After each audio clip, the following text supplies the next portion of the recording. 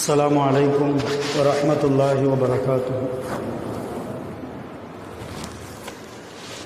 الحمد لله رب العالمين والصلاة والسلام على سيدنا محمد وعلى آله وصحابه أجمعين أما بعد. أعوذ بالله من الشيطان الرجيم. بسم الله الرحمن الرحيم. هل جزاء الإحسان إلا الإحسان.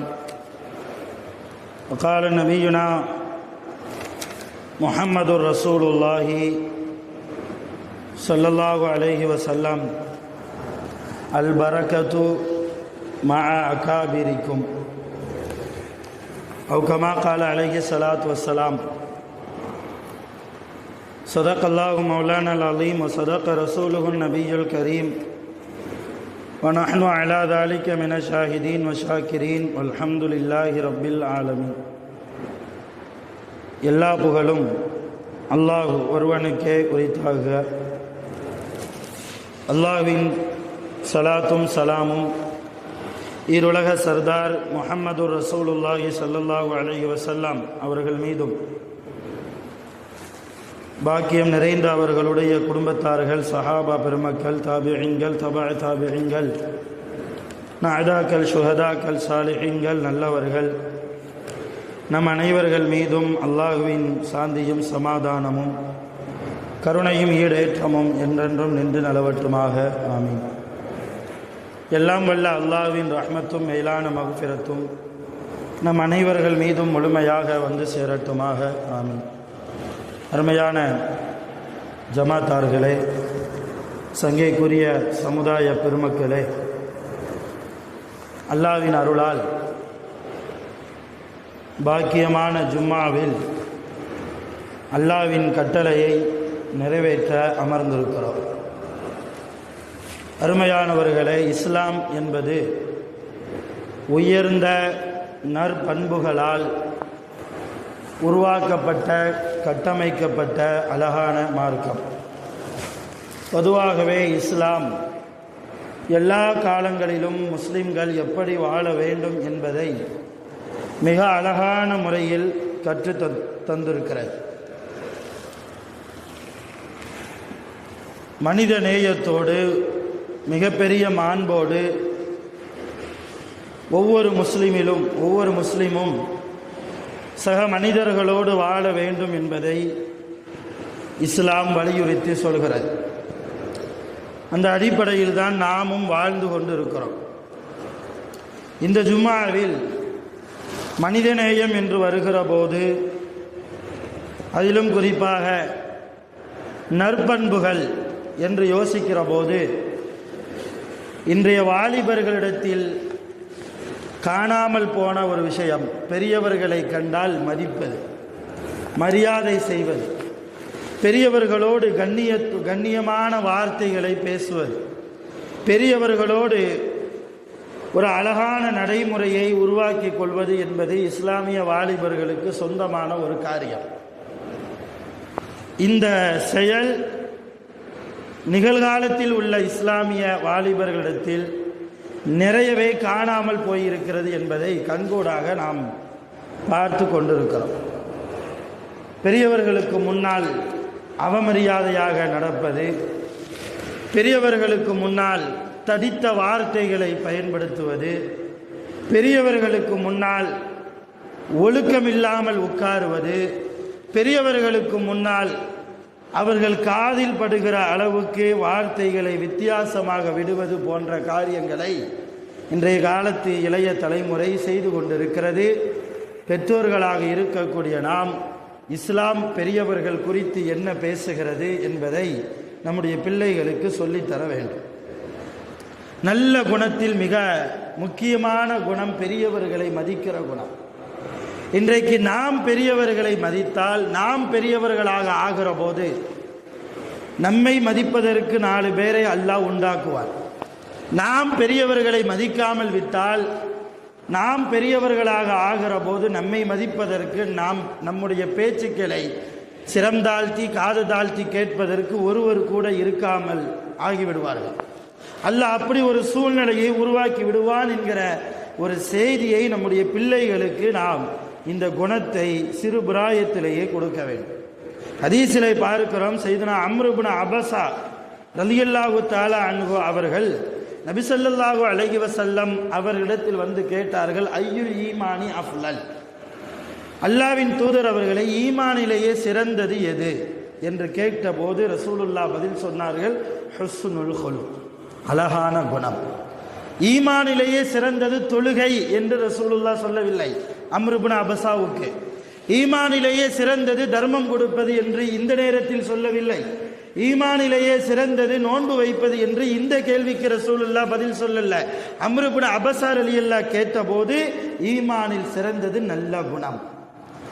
உன் தாயிடத்தில், உன் தந்தையிடத்தில், உன் மனைவியிடத்தில், உன் பிள்ளைகளிடத்தில், உன்னுடைய இரத்தபந்த உறவுகளிடத்தில், சக மனிதர்களிடத்தில் நீ எப்படி வாழ்கிறாய், நல்ல குணத்தோடு வாழ்கிறாயா, அதுதான் ஈமானில் சிறந்தது. நல்ல குணம் இல்லாமல் இபாதத்து இருக்கிறது. 5 வக்து நேர தொழுகைகளை தொழுகிறார், தர்மம் கொடுக்கிறார், எல்லா இபாதத்தும் செய்கிறார், குர்ஆன் ஓதுகிறார், முதல் சஃபில் வந்து அமர்கிறார், இமாமுக்கு வலது பக்கத்தில் நின்று தொழுகையில் தக்பீர் தஹ்ரீமாவோடு தொழுகிறார். ஆனால் நல்ல குணம் இல்லை என்றால் இந்த தொழுகை அவருக்கு பிரயோஜனம் அளிக்காது என்கிறார்கள் நபிகள் நாயகம் ஸல்லல்லாஹு அலைஹி வஸல்லம். என்ன இபாதத்து செய்தாலும். ஆக ஒவ்வொரு முஸ்லிமுக்கும் மிக முக்கியமான விஷயம் நல்ல குணம். அந்த நல்ல குணத்தில் ஒரு பகுதி தான் பெரியவர்களை மதிப்பது. பெரியவர்கள் பரக்கத் என்றார்கள் நபி ஸல்லல்லாஹு அலைஹி வஸல்லம். உங்களுக்கு மத்தியில் பெரியவர்கள், வயதில் மூத்தவர்கள் இருக்கிறார்களா, அவர்கள் உங்களுக்கு பரக்கத். அல் பரக்கத்து மஅ அகாபீரிக்கும், உங்களுடைய பெரியவர்களோடு நீங்கள் வாழ்வதுதான் உண்மையிலேயே உங்கள் வாழ்க்கையின் பரக்கத். பெரியவர்களை உதறி தள்ளிவிட்டு தனியாக வந்து வாழ்வது என்பது அது முசீபத். அல்லாஹ்வுடைய பரக்கத் அதில் இருக்காது. நிறைய சம்பாதிக்கலாம், நிறைய லாபங்கள் வியாபாரத்தில் ஈட்டலாம், ஆனால் பரக்கத் இருக்குமா? வருகிற வருமானத்தை விட செலவுகள் அதிகமாகிக் கொண்டே போகும். சேமிப்பு என்பது வருமானத்தில் இருக்காது. இருக்கிற இருப்பு தொகை அது நாள் ஆக ஆக குறைந்து கொண்டே போகுமே தவிர பரக்கத் என்பது முழுமையாக அல்லாஹ் எடுத்து விடுவார். அப்ப நம் குடும்பத்தில் இருக்கிற பெரியவர்களை வைத்துத்தான் நமக்கு பரக்கத். குறிப்பாக பெண் பிள்ளையை வைத்திருக்கிற எல்லோ பெற்றோர்களும் பிள்ளைகளுக்கு சொல்லிக் கொடுக்க வேண்டும். அடுத்த வீட்டிற்கு போகிற போது அங்கே இருக்கிற கணவனுடைய தாயையும் தந்தையும் உன்னுடைய தாயையும் தந்தையை போல நீ பராமரிக்க வேண்டும் என்கிற ஒரு அழகான உபதேசத்தை பெண் குழந்தைகளை வைத்திருக்கிற பெற்றோர்கள் நாம் சிறு பிராயத்திலிருந்தே சொல்லிக் கொடுத்து வளர்க்க வேண்டும். அப்பதான் அடுத்த வீட்டிற்கு போகிற போது, இன்றைக்கெல்லாம் மருமகள்களுக்கு மாமியார் என்றாலே அலர்ஜி, மாமனார் என்றால் அலர்ஜி, நாத்தனார் மைனி என்றால் அலர்ஜி இல்லையா, மச்சான் என்றால் அலர்ஜி, கணவன் மட்டும் வேண்டும், கணவனை சார்ந்தவர்கள் யாரும் வேண்டாம் என்கிற மனோபக்குவத்தை நோக்கி இன்றைக்கு வாலிப பெண் பிள்ளைகள் போய்கொண்டிருக்கிறார்கள். அதனால் தனி கொடுத்தனம் என்கிற ஒரு பாதையை நோக்கி இன்றைக்கு இளைஞர்கள் எப்படி அவர்களுடைய வாழ்க்கையில் பரக்கத் இருக்கும். நபி ஸல்லல்லாஹு அலைஹி வஸல்லம் அபூ ஹுரைரா ரலியல்லாஹு தஆலா அன்ஹு அவர்கள் அறிவிக்கிறார்கள், இப்னு ஹிப்பான் என்ற ஹதீஸ் கிதாபில் இந்த ஹதீஸ் பதிவாகிறது. ரசூலுல்லாஹ் கேட்டார்கள் சஹாபாக்களை பார்த்து, அலா உனப்பிஉக்கும் பிஹியாரிக்கும், உங்களிலேயே மிக சிறந்தவர் யார் என்பதை நான் உங்களுக்கு அறிவிக்கட்டுமா, உங்களில் சிறந்த மனிதர் யார் என்பதை உங்களுக்கு நான் சொல்லட்டுமா என்று ரசூலுல்லாஹ் கேள்வி கேட்டபோது சஹாபாக்கள், பலா யா ரசூலல்லாஹ், கண்டிப்பாக சொல்லித்தாருங்கள், எங்களில் சிறந்தவர்கள் யார் என்று சஹாபாக்களும் கேட்க ரசூலுல்லாஹ் சொன்னாங்க, ஹியாருக்கும் அத்வாலுக்கும் அமாரா, உங்களில் சிறந்தவர் யார் தெரியுமா? 2 பேர். ஒன்று, உங்களில் யார் வயதில் மூத்தவராக இருக்கிறாரோ அவர் சிறந்தவர். 2வது, வஹஸனக்கும் அஹ்லாகா, யார் உங்களில் குணத்தால் அழகானவராக இருக்கிறாரோ, நல்ல குணத்தை கொண்டவராக இருக்கிறாரோ இவரும் உங்களில் சிறந்தவர். அப்ப ரசூலுல்லாஹ்வுடைய தெய்வீக நாவால், ரசூலுல்லாஹ்வுடைய வஹியை மொழியக்கூடிய வாயிலிருந்து உங்களில் சிறந்தவர் யார் என்று சொல்லுகிற போது 2 பேரை சொல்றாங்க. ஒன்று நல்ல குணத்தை கொண்டவர், 2வது வயதில் மூத்த பெரியவர்கள். பெரியவர்கள் அல்லாஹ்வுடைய பார்வையில், அல்லாஹ்வுடைய ரசூலுடைய பார்வையில் இந்த உம்மத்தில் சிறந்தவர்கள். இப்போ அல்லாஹ்வுடைய ரசூலுடைய பார்வையில் யார் சிறந்தவர்களாக இருக்கிறார்களோ அப்படிப்பட்ட பெரியவர்களை நாம் எப்படி கவனிக்க வேண்டும், நாம் அவர்களோடு எப்படி நடந்து கொள்ள வேண்டும். ஒரு சம்பவம் ஞாபகத்துக்கு வருகிறது. சையதுனா மூசா அலைஹிஸ்ஸலாம் அவர்கள் அல்லாஹ்விடத்தில் பேசுவார்கள். எந்த ஒரு மலக்கினுடைய உதவி இல்லாமல் பேசக்கூடிய ஒரு ஆற்றலை அல்லாஹ் மூசா நபிக்கு கொடுத்தான். அதனால தான் மூசா நபிக்கு கலீமுல்லா என்று ஒரு பட்ட பெயர். கலீமுல்லானா அல்லாஹ்வோடு பேசக்கூடியவர் என்று அர்த்தம். மூசா நபி அல்லாஹ்ட்ட ஒரு தடவை கேட்டாங்க, யா அல்லாஹ், சுவனத்தில் என்னோடு இருப்பவரை உலகத்தில் நான் பார்க்க ஆசைப்படுகிறேன். நாளை கியாமத்தில் எனக்கு நீ சுவனத்தை தருவாய். அந்த சுவனத்தில் என்னோடு சில பேர் இருப்பார்கள். அதில் ஒரு மனிதரையாவது நான், என்னோடு சுவனத்தில் இருக்கக்கூடிய மனிதரை இந்த உலகத்திலேயே நான் பார்க்க வேண்டும். எனக்கு அந்த மனிதரை நீ காட்டிக் கொடு. அல்லாஹ்வும் காட்டி கொடுத்தான் ஒரு மனிதரை. இந்த ஊருக்கு போங்க, இந்த வியாபாரம் செய்வார். அவர் யாருன்னா இறைச்சி விற்கக்கூடியவர். ஆடு மாடு அந்த இறைக்கோழி இறைச்சிகளை விற்கக்கூடியவர். நம்ம வட்டார பாஷையில் சொல்கிறாருந்தா கசாப் கடைக்காரர். நேராக மூசா நபி போனாங்க. அந்த நபரை பார்க்கிறார்கள். இவரா, ஒரு கசாப்பு கடைக்காரரா, ஒரு நபியோடு சுவனத்தில் இருக்கிற பாக்கியம் இவருக்கு கிடைக்கிறது. அப்படி என்ன இவர் அமல் செய்கிறார், அப்படி என்ன பிரத்யேகமான அமல் இவர் செய்கிறார் என்பதை கண்காணிப்பதற்காக அந்த கசாப் கடைக்காரர்கிட்ட போய், நான் மூசா என்று சொல்லாமல் வெளியூரில் இருந்து வந்திருக்கிறேன், ரொம்ப சாப்பிடுவதற்கு கடினமாக இருக்குது, உங்கள் வீட்டில் ஒரு 3 நாளைக்கு விருந்தாளியாக என்னை அனுமதிக்கிறீர்களா, உங்கள் வீட்டில் எனக்கு கொஞ்சம் தங்க இடம் கொடுக்குறீங்களா, சாப்பிட்றதுக்கு சாப்பாடு கொடுக்குறீங்களா ஒரு 3 நாளைக்கு. அந்த காலத்தில் அது ஒரு பழக்கம். யாராவது வீட்டுக்கு விருந்தாளியா, யாருன்னே தெரியாது, விருந்தாளியா என்னை ஏற்றுக்கோங்கன்னா ஏற்றுக்கிடுவாங்க. அல்லாஹ்வுக்காக நன்மைக்காக ஏற்றுக்கிடுவாங்க. அந்த மாதிரி அந்த கசாப் கடைக்காரரும் வந்து கேட்பவர் மூசா நபி என்று தெரியாமல் சரி வாங்கன்னு வீட்டுக்கு கூட்டு போயிட்டார். மூசா நபி ஒன்றும் சாப்பாட்டுக்கு வழி இல்லாமல் அவர் வீட்டுக்கு போகலை. நம்மோடு ஒரு நபியோடு சுவனத்தில் இருக்கிற பாக்கியம் இந்த சாதாரண மனிதருக்கு கிடைக்கிறது என்றால் இவர் என்ன செய்கிறார் என்பதை நோட்டமிடுவதற்காக அவர் வீட்டுக்கு போகிறாங்க மூசா நபி. 3 நாள் தங்கி பார்க்குறாங்க. எந்த ஒரு அமலுமே இல்லை. காலையில் எந்திக்கிறாரு, வியாபாரத்துக்கு கிளம்புறார், வியாபாரத்தை முடிச்சுட்டு வர்றாரு, விருந்தாளியாக இருக்கிற மூசா நபியை கவனிக்கிறார், தன்னால் முடிஞ்ச சாப்பாடை கொடுக்குறார், ஓய்வெடுப்பதற்கு சில ஏற்பாடுகளை இதுதான் செய்கிறார். பிரத்யேகமான அமல்கள், தொழுகையோ அல்லது மற்ற அமல்களோ எதுவுமே இல்லை. 3 நாள் கழிஞ்சிச்சு.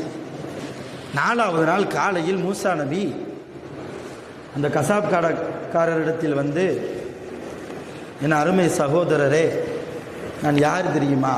அன மூசா, நான் தான் மூசா நபி. நான் எதற்காக உன்னிடத்தில் வந்தேன் தெரியுமா? எல்லாத்தையும் சொல்கிறாங்க. அல்லாட்ட நான் இந்த மாதிரி கேட்டேன், அல்லாஹ் உன்னையைத்தான் கை காண்பித்தான், நீ என்ன அமல் செய்கிறாய் என்பதை நோட்டமிடுவதற்காக நான் வந்து உன் வீட்டில் தங்கி 3 நாட்களாக பார்க்கிறேன், எந்த அமலுமே இல்லையே. அல்லாஹ் எந்த அடிப்படையில் உன்னை என்னோடு சேர்த்து வைக்கிறான் சுவனத்தில்? எனக்கு தெரியாமல் நீ வேறு ஏதாவது அமல் செய்கிறாயா? செய்தால் சொல், நான் தெரிந்து கொள்கிறேன் என்று மூசா நபி கேட்க, அந்த மனிதர் சொன்னார், மூசா நபி அவர்களே, நீங்கள் சொன்னது உண்மைதான். நான் என்னிடத்தில் எந்த ஒரு பிரத்யேகமான அமலும் என்னிடத்தில் இல்லை. இருந்தாலும் என்னோடு வாருங்கள் என்று சொல்லி அந்த வீட்டிலேயே மூசா நபிக்கே தெரியாமல் ஒரு அறை இருக்கிறது. 3 நாளாக மூசா நபி நோட்டமிட்டாங்க இவர் என்ன அமல் செய்கிறார் என்பதை பார்ப்பதற்கு. அவருக்கே தெரியாத அளவுக்கு ஒரு அறை இருக்கிறது. அந்த அறையை திறந்து உள்ள போனா வயது முதிர்ந்த ஒரு பெண், ஒரு கிழவி, அங்கும் இங்குமாக நஜீஸாக இருக்கிறது. அந்த அம்மா வெளியிட்ட நஜீஸ். இந்த மகனார் மூசா நபியை அந்த அறைக்கு அழைத்து கொண்டு போய் காண்பிக்கிறார். இந்த மகன் என்ன செய்கிறார்? தன் கையாலேயே, கையில் எந்த க்ளோஸும் போடலை அல்லது வேற ஏதாவது துணியை எடுத்துட்டு வந்தோ எதுவுமே இல்லை, தன் கையாலேயே தன் தாயை சுத்தப்படுத்துகிறார். அதான் அந்த கிழவி, அந்த மனிதருடைய அம்மா, தாய், தன் தாயை சுத்தப்படுத்துகிறார். கையாலேயே தண்ணீரை எடுத்து கொண்டு வந்து சுத்தப்படுத்துகிறார், குளிப்பாட்டுகிறார். எல்லா நஜீஸையும் கையாலேயே சுத்தம் செய்கிறார். சுத்தம் செய்து குளிப்பாட்டி முடித்ததற்கு பின்னால் உணவு கொடுக்கிறார், ஊட்டி விடுகிறார். எல்லா காரியத்தையும் மூசா நபி கை கட்டி பார்த்து கொண்டே இருக்கிறார்கள். அந்த அம்மாவையும் பார்க்கிறாங்க. அந்த அம்மாவுடைய வாய் அசைஞ்சுக்கிட்டே இருக்குது, ஏதோ முணுமுணுத்துக்கிட்டே இருக்குது. அந்த அம்மா ஏதோ சொல்லிக்கிட்டே இருக்குதே என்று சொல்லி மூசா நபி அந்த அம்மாவினுடைய வாய்க்கு பக்கத்தில் தன் காதை வைத்து அந்த அம்மா என்ன சொல்றாங்க என்பதை கேட்பதற்காக பக்கத்தில் போய் காதை வச்சா அந்த அம்மா துவா செய்தாங்க. அந்த அம்மா துவா செய்து கொண்டே இருக்கிறாங்க. என்ன துவா? தன் மகனுக்காக துவா. யா அல்லாஹ், என் மகன் என்னை எப்படி கவனிக்கிறான், இந்த மகனை நான் பெற்றெடுத்த என்னுடைய இந்த மகனை நாளை கியாமத்தில் மூசா நபியோடு நீ சுவனத்தில் சேர்த்து வைப்பாயாக. மூசா நபியோடு நீ சுவனத்தில் சேர்த்து விடு ரப்பே. ஒரு தாய் கேட்ட துவா. அப்பந்தான் மூசா நபிக்கு விளங்குச்சு, இந்த நபர் செய்த அமலால் இவருக்கு இவ்வளவு பெரிய பாக்கியம் இல்லை, இந்த தாய் உடைய துவா. அந்த தாய் செய்யக்கூடிய துவாவால் ஒரு மனிதர் அமலையெல்லாம் அல்லாஹ் பார்க்கிறதே இல்லை. பெரியவங்க நமக்காக கேட்கிற துவா நம்முடைய பாவங்களை அழிக்கும், அல்லாஹ்வுடைய ரஹ்மத்தை பெற்றுத்தரும், அல்லாஹ்வுடைய கேள்வி கணக்கை லேசாக்கும், நரகத்தை விட்டும் பாதுகாக்கும். பெரியவர்கள் நமக்காக கேட்கிற துவா சுவனத்தை பெற்றுத்தரும் என்பதற்கு இந்த வரலாறு ஒரு அழகான முன்மாதிரி. அருமையான பெருமக்களே, இன்றைக்கு இது போன்ற சூழ்நிலைகள் நம்முடைய குடும்பத்தில் இருக்கிறதா? நம் பிள்ளைக்கு முன்னாலேயே நம்முடைய பெற்றோர்களை நாம் திட்டுகிறோம். நம் பிள்ளைக்கு முன்னாலேயே வயது முதிர்ந்தவர்களை நாம் ஏற்றி ஒரு மாதிரி ஏசி பேசுகிறோம். அதை பார்த்து வளருகிற நம்முடைய பிள்ளை நாளை முதிய பருவத்தில் நாம் வருகிற போது நம்மை அவன் அப்படித்தான் பேசுவார். வாழ்க்கை என்பது, உலக வாழ்க்கை என்பது அது ஒரு ஊஞ்சல் மாதிரி என்கிறார்கள் சாலிஹீன்கள். ஊஞ்சலில் இருப்பவர் ஒரு நாள் கீழே இறங்கித்தான் ஆக வேண்டும், கீழே நிற்கிறவர் ஒரு நாள் ஊஞ்சலில் ஏறித்தான் ஆக வேண்டும். நான் மேலே இருக்கிறேன், வசதியாக இருக்கிறேன், எனக்கு யாருடைய உழைப்பும் தேவையில்லை என்று இப்பொழுது வேண்டுமானால் நாம் நினைக்கலாம். ஆனால் நாளை கால ஓட்டத்தில் அல்லாஹ் நம்முடைய விதியை எப்படி நிர்ணயித்திருக்கிறான் என்பது யாருக்கும் தெரியாது.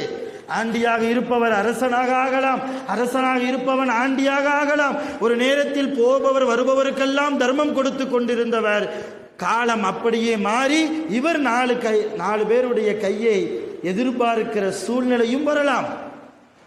எல்லா நேரத்திலும் ஒரு நல்ல வாழ்க்கையை, ஒரு ரஹ்மத்தான வாழ்க்கையை நாம் வாழ வேண்டும் என்றால் இஸ்லாம் கூறுகிறது, அல் பரக்கத்து மஅ அகாபீரிக்கும். உங்களுக்கு பரக்கத்தான வாழ்க்கை வேண்டுமா?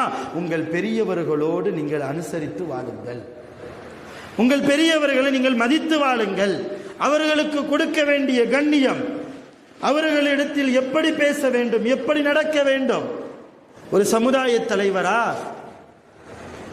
அவரிடத்தில் எப்படி அவருக்கு கொடுக்க வேண்டிய கண்ணியத்தை கொடுக்க வேண்டும். ஒரு குடும்ப தலைவரா அவருக்கு கொடுக்க வேண்டிய கண்ணியத்தை கொடுக்க வேண்டும். ஒரு சில நேரங்களில் சில கசப்பான சூழ்நிலைகள் ஏற்பட்டாலும் கூட அதையெல்லாம் அல்லாஹ்வுக்காக, அல்லாஹ்வுடைய ரசூலுக்காக நாம் கடந்து வருகிற போது உண்மையில் நம்முடைய வாழ்க்கை பரக்கத்.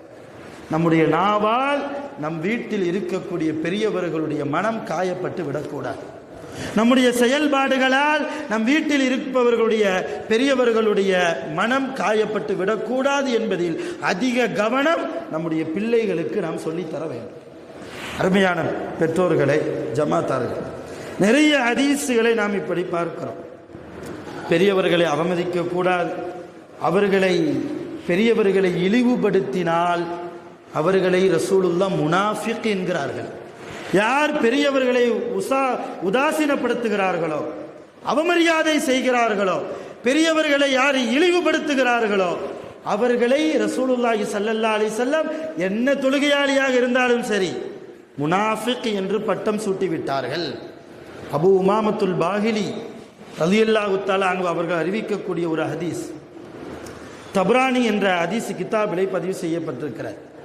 சலாசத்துன், 3 நபர்கள், லா யஸ்தஹிஃபு பிஹிம் இல்லா முனாஃபிக், முனாஃபிக்கை தவிர அவர்கள் கேவலப்படுத்தப்பட மாட்டார்கள், முனாஃபிக்கீன்களை தவிர அவர்கள் இழிவுபடுத்தப்பட மாட்டார்கள். ஒரு 3 பேர், 3 சாரார், இந்த 3 சாராரையும் யார் இழிவுபடுத்துவார்? முனாஃபிக்கு தான் இழிவுபடுத்துவான். இந்த 3 கூட்டத்தார்கள் யார்? ஒன்றாவது துஷ்ஷைபத்தி ஃபில் இஸ்லாம், இந்த இஸ்லாமிய மார்க்கத்தில் இருக்கிற மூத்தவர்கள், பெரியவர்கள், வயதில் மூத்தவர்கள், மார்க்க அறிஞர்கள், உலமாக்கள், ஹாஃபில்கள், ஹாஃபிலாக்கள், ஆலிம்கள், ஆலிமாக்கள், அதே போன்று நம் வீட்டில் இருக்கக்கூடிய வயதில் மூத்தவர்கள், இவர்களை இழிவுபடுத்துபவன் முனாஃபிக், இவர்களை கேவலப்படுத்துபவன் முனாஃபிக். ஒன்றை மட்டும் புரிந்து கொள்ளுங்கள், யார் என்ன தவறு செய்தாலும் அவர்கள் செய்த தவறுக்கு அல்லாஹ்விடத்தில் அவர்கள் பதில் சொல்லி ஆகட்டும். நாம் அதில் போய் மூக்க நுழைச்சி இவர் இவ்வளோ பெரிய பதவியில் இருக்கிறாரு, இவர் அப்படி செய்யலாமா இப்படி செய்யலாமா இப்படி பேசுவதால் நமக்கு ஏதாவது நன்மைகள் கிடைக்க போகிறதா? குறைஞ்சபட்சம் நன்மைகளை சம்பாதிக்காமல் நாம் போய்கொண்டிருக்கிறோம். குறைஞ்சபட்சம் பாவங்களையாவது தீமைகளையாவது நாம் சம்பாதிக்காமல் உலகத்தை விட்டு பிரிந்து விட வேண்டும். யாரை பற்றியும் எந்த ஒரு அவர்கள் ஆலிம்களாக இருக்கலாம், அல்லது அவாம்களாக இருக்கலாம், அல்லது மூத்த பெரியவர்களாக இருக்கலாம், யாரை பற்றியும் எதை பேசுவதற்காக வேண்டியும் அவர்களுடைய அந்தரங்க வாழ்க்கைகளை பற்றி துருவி ஆராய்ந்து அவர்கள் என்றைக்கோ செய்த தவறுகளை எடுத்து கொண்டு வந்து படம் போட்டு மக்களுக்கு காண்பித்து கேவலப்படுத்துவது என்பது முனாஃபிக்கின்களுடைய செயல் என்று அல்லாஹ்வுடைய ரசூல் இந்த ஹதீஸின் மூலமாக கூறுகிறார்கள். இப்போ முதலாவது பெரியவர்கள், இரண்டாவது வதுல் இல்மி, இல்மு கொடுக்கப்பட்டவர்கள், இல்மு அல்லாஹ்வுடைய ஞானம் கொடுக்கப்பட்டவர்கள், குர்ஆனின் ஞானம் கொடுக்கப்பட்டவர்கள், ஹதீஸின் ஞானம் கொடுக்கப்பட்டவர்கள். ஒரு ஆலிமை உங்களுக்கு பிடிக்கலையா, ஒதுங்கி விடுங்கள், அல்லது கண்ணியத்தோடு அந்த ஆலிமை உங்கள் பகுதியில் இருந்து அனுப்பிவிடுங்கள். இதுதான். அவர் போனதற்கு பின்னாலோ அல்லது அவரை வைத்து கொண்டோ சில செயல்பாடுகளை பேசுவதாலோ செய்வதாலோ நாம் முனாஃபிக்கீன்கள் ஆகிறோம் என்பதை நான் உங்களுக்கு ஞாபகப்படுத்துகிறேன். அவர் குர்ஆனுடைய ஞானம் கொடுக்கப்பட்டவர், அவர் நல்லவரா கெட்டவரா அல்லாஹ்வுக்கு வெளிச்சம். அவர் செய்கிற தவறுகளை குறித்து அவர் அல்லாஹ்விடத்தில் பதில் சொல்லி ஆகட்டும். நாம் செய்கிற குற்றங்களுக்கு நாம் பொறுப்புதாரி, அவர் செய்கிற குற்றங்களுக்கு அவர் பொறுப்புதாரி. யாரை பற்றியும் நாம் பேசுவதற்கு இங்கே வேலை இல்லை. மூன்றாவது ரசூலுல்லாஹ் சொன்னாங்க, வை இமாமுன் முக்ஸித், நேர்மையான இமாம். இமாம்னா அலிம்சா இல்ல, தலைவர். நேர்மையான நீதிபதி, நேர்மையான ஆட்சியாளர், நேர்மையான தலைவர். இந்த 3 பிரிவுகள், 3 பிரிவினர்கள். முதலாவது பெரியவர்கள், இரண்டாவது இல்மு மார்க்க அறிவு கொடுக்கப்பட்டவர்கள், மூன்றாவது நேர்மையான ஆட்சியாளர்கள், நேர்மையான தலைவர்கள். இந்த 3 நபர்களையும் முனாஃபிக்கீன்களை தவிர வேறு யாரும் கேவலப்படுத்த மாட்டார்கள் என்றார்கள் நபிகள் நாயகம் ஸல்லல்லாஹு அலைஹி வஸல்லம். இப்போ நம் வீட்டில் உள்ள பெரியவர்கள் குறித்து நாம் கொஞ்சம் இழிவாக பேசினால் நாம் முனாஃபிக் ஆகிறோம். முனாஃபிக் என்றால் நயவஞ்சகன் என்று அர்த்தம். இங்கே ஒன்று பேசுவான், நம்ம மூஞ்சுக்கு முன்னால் முகத்துக்கு முன்னால் வந்தால் உங்களை மாதிரி வருமா, அல்லாமா முல்லாக்காரி வானத்திலிருந்தே குதிச்சிங்க நம்மளாமோ பேசுவாங்க. ஆனால் நம்ம கொஞ்சம் அப்படி போயிட்டோம்னா இவன்லாம் ஒரு ஆளான்னு பேசுவான். இது நயவஞ்சகத்தனத்தின் மிகப்பெரிய அடையாளம் என்றார்கள் ரசூலுல்லாஹ். துல் வஜிகேன் என்ற அரபியிலே சொல்வோம். துல் வஜிகேன் என்றால் 2 முகத்தை கொண்டவர்கள். நம்மள்கிட்ட இருக்கும்போது ஒரு முகம், நம்ம போனதுக்கப்புறம் இன்னொரு முகம். இந்த இப்படிப்பட்ட முனாஃபிக்கீன்களுக்கு என்ன தண்டனை தெரியுமா? இன்னல் முனாஃபிகீன ஃபி தர்கில் அஸ்ஃபலி மினன்னார். குர்ஆனில் அல்லாஹ் சொல்கிறான், நரகத்தின் அடிபாதாளத்தில் இருப்பவர்கள் முனாஃபிக்கீன்கள். அடிபாதாளத்தில் காஃபிர்களுக்கு கூட இடமில்லை. அடிபாதாளத்தில் அல்லாஹ்வை நிராகரித்தவர்களுக்கு இடமில்லை, பாவம் செய்தவர்களுக்கு இடமில்லை. தொழுகை இருக்கும், இபாதத் இருக்கும், ஆனால் நயவஞ்சகத்தனத்தால் இது போன்ற முனாஃபிக்கீன்களாக யார் இருக்கிறார்களோ அவர்களுக்கு நரகத்தின் அடிபாதாளம் என்று குர்ஆன் எச்சரிக்கிறது. இப்போ முனாஃபிக் இருக்கிற முனாஃபிக்கினுடைய குணம், இந்த நயவஞ்சகத்தனம் மிக ஆபத்தான ஒரு குணம். அந்த ஆபத்தான குணம் எப்படி வருகிறது? நம் வீட்டு பெரியவர்களை அவமதித்தால், உலமாக்களை ஆலிம்களை அவதூறு பேசினால், நேர்மையான ஆட்சியாளர்களை அவமரியாதை செய்தால் முனாஃபிக்கீனின் அடையாளம் உன்னிடத்தில் வந்துவிடும் என்று நபிகள் நாயகம் ஸல்லல்லாஹு அலைஹி வஸல்லம் அவர்கள் கூறிய ஹதீஸ் தப்ரானியிலே பதிவு செய்யப்பட்டிருக்கிறது. அபு உமாமத்துல் பாஹிலி ரலியல்லாஹு தஆலா அன்ஹு அவர்கள் அறிவிக்கிறார்கள். அதே போன்று நான் முதலிலே சொன்னது போல பெரியவர்களை நாம் மதித்தால், நாம் பெரியவர்களாக ஆகிற போது நம்மை மதிக்கிற ஒரு கூட்டத்தை அல்லாஹ் உருவாக்குவான். அனஸ் இப்னு மாலிக் ரலியல்லாஹு தஆலா அன்ஹு அவர்கள் அறிவிக்கிறார்கள், திருமதியிலே பதிவு செய்யப்பட்ட ஆதாரபூர்வமான ஹதீஸ், மா அக்ரம ஷாப்புன் ஷைஹன் லிசின்னிஹி, எந்த ஒரு வாலிபன் அவன் வாழ்கிற காலத்தில் அவனோடு வாழ்கிற பெரியவர்களை மரியாதை செய்கிறானோ, கண்ணியம் செய்கிறானோ, அந்த பெரியவர்களுக்கு இல்லா கையல் அல்லாஹு லஹு மை யுக்ரிமுஹு இந்த சின்னிஹி, இவன் வயசாகி பெரியவனாக ஆகிற போது இவரை மதிப்பதற்கு அல்லாஹ் ஒரு கூட்டத்தை ஏற்படுத்துகிறான், இவருக்கு மரியாதை செய்வதற்கு ஒரு ஜமாத்தை அல்லாஹ் ஏற்பாடு செய்கிறான் என்று அல்லாஹ்வுடைய ரசூலை சொல்கிறார். இந்த ஹதீஸ்ல ரெண்டு விதமான கருத்து இருக்கு. ஒரு வாலிபன் பெரியவர்களை மதித்தால் அவர் பெரியவரா, அந்த வாலிபன் பெரியவராக ஆகிற போது அவனை மதிக்கிற ஒரு கூட்டம் வரும், இது ஒரு கருத்து. ரெண்டாவது, அவனுக்கு ஆயுள் கூட்டப்படுகிறது. அவன் பெரியவனாக ஆகிறான் என்றால் ஒரு 80 வயசுக்கு மேலே போகணும் இல்லையா? அப்ப அவனுடைய ஆயுசு, அவனுடைய ஆயுள் வயது கூட்டப்படுகிறது என்கிற மறைமுகமான கருத்தும் இது ஹதீஸில் இருக்கிறது.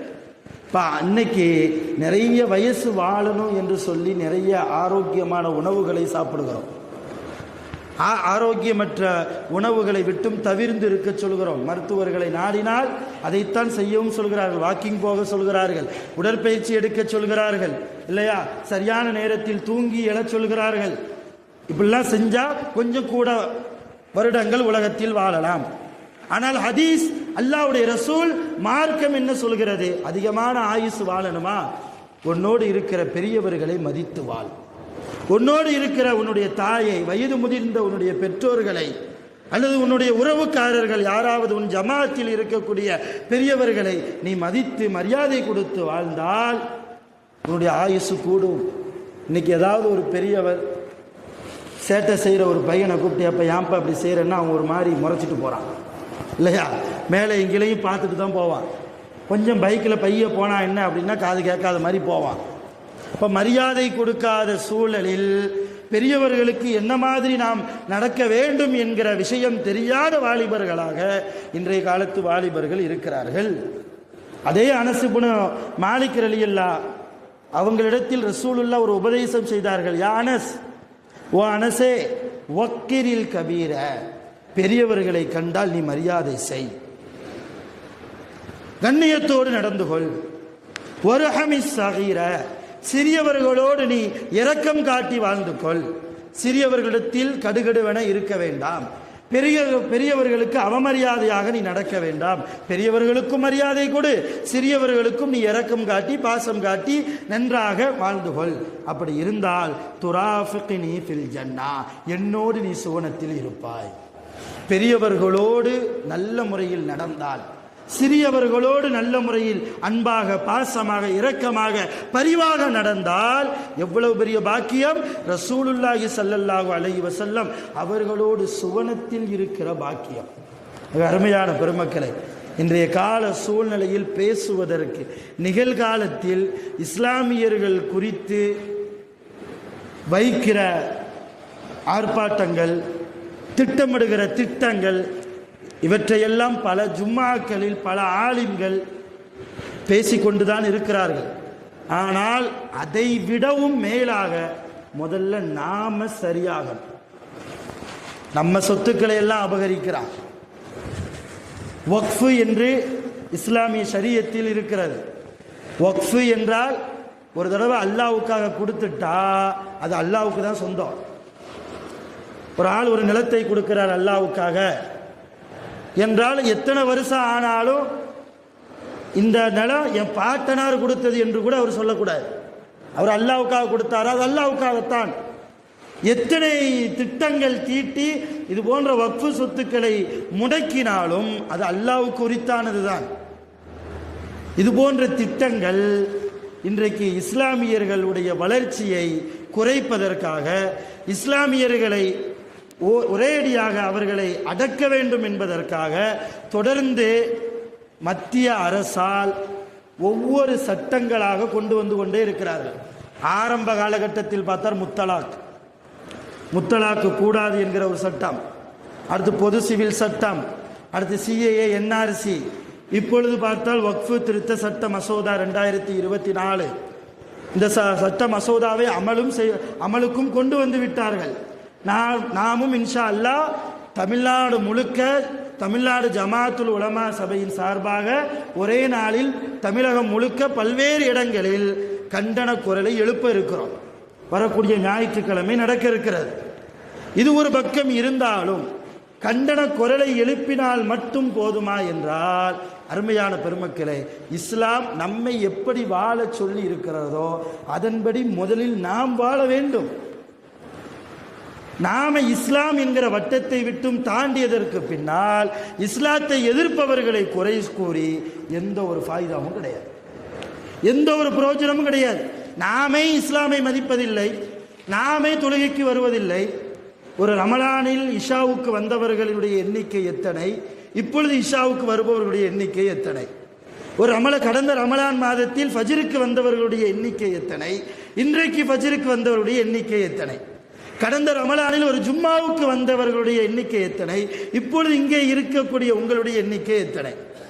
இப்படி ஒவ்வொரு இபாதத்திலும் நாமே சரியில்லாத போது அடுத்தவர்களை குறை கூறுவதால் ஒரு ஃபாயிதாவும் கிடையாது என்பதை முதலில் நாம் புரிந்து கொள்ள வேண்டும். இருந்தாலும் நம்முடைய கண்டனத்தை, இத்தனை பேர் இந்த சட்டத்தை எதிர்க்கிறோம் என்கிற ஒரு வலிமையான குரலை, ஒரு எதிர்ப்பை மத்திய அரசாங்கத்திற்கு காட்ட வேண்டும் என்பதற்காக இது போன்ற கண்டன ஆர்ப்பாட்டங்கள் நடக்கிறது. அந்த கண்டன ஆர்ப்பாட்டங்களிலும் அனைவர்களும் கலந்து கொள்ளுங்கள். தொடர்ச்சியாக முடிந்த அளவு ஷரியத்தின்படி நாம் நடப்பதற்கு முயற்சிக்கணும். பெரியவர்களை எப்படி மதிப்பது, இஸ்லாம் நம்மை எப்படி வாழச் சொல்கிறது, ஹலால் என்றால் என்ன, ஹராம் என்றால் என்ன, தொழுகை எப்படி தொழ வேண்டும், எப்படி வாழ்ந்தால் அல்லாஹ்வுக்கு பிடிக்கும், எப்படி வாழ்ந்தால் அல்லாஹ்வுடைய ரசூலுக்கு பிடிக்காது, அல்லாஹ்வுக்கு பிடிக்காது, எதை செய்தால் நாம் சுவனத்தை அடையலாம், எதை செய்தால் சுவனத்தை விட்டும் நாம் தூரமாக்கப்படுகிறோம் என்கிற காரியங்களை எல்லாம். இன்னும் வருத்தத்தோடு ஒரு விஷயத்தை நான் சொல்லட்டுமா? நேரமானாலும் ஒரு 2 நிமிஷம். குளிப்பு கடமையை எப்படி நிறைவேற்றணும் என்கிற சட்டங்கள் கூட இன்றைக்கு வாலிப பிள்ளைகளுக்கு தெரியாது. உண்மை அதுதான். யாராவது கையை தூக்கி சொல்ல முடியுமா? இங்கே இருக்கிற வாலிபர்கள், எனக்கு தெரியும். எவ்வளவு பாரதூரமான காரியம் தெரியுமா? ஒரு ஆணுக்கு குளிப்பு கடமையாகிவிட்டால் பள்ளிவாசலுக்கு வரக்கூடாது, பள்ளிவாசலுக்கு வரக்கூடாது, குர்ஆன் தொடக்கூடாது, குர்ஆன் ஓதுகிற சப்தத்தை கேட்கக்கூடாது, குர்ஆனை ஓதவும் கூடாது. எவ்வளவு பாரதூரமான காரியம். என்ன நினைக்கிறோம்? குளிப்பு கடமையாச்சுன்னா குளிச்சா போதும். எப்படி குளிக்கிறது?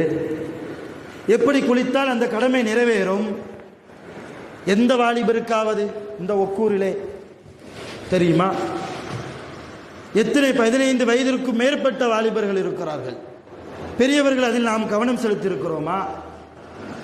அப்போ அவங்க என்ன செய்வாங்க? குளிப்பு கடமை ஏற்பட்டா அவங்களுக்கு தெரிஞ்ச மாதிரி குளிச்சுட்டு வந்துடுறான். தொழுக கூடுமா? பள்ளிவாசலுக்கு வருவது ஹராம் ஆயிருச்ச. இப்போ ஹராமோடு தொழுகைக்கு வந்து தக்பீர் கட்டி நின்னா அந்த தொழுகை எப்படி கபூல் ஆகும்?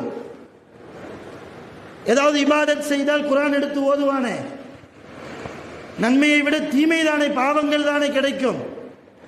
அப்ப சாதாரண தன்னைத்தானே பாதுகாத்து கொள்ள வேண்டிய மிக இன்றியமையாத ஒரு விஷயம் குளிப்பு கடமையை நிறைவேற்றுவது.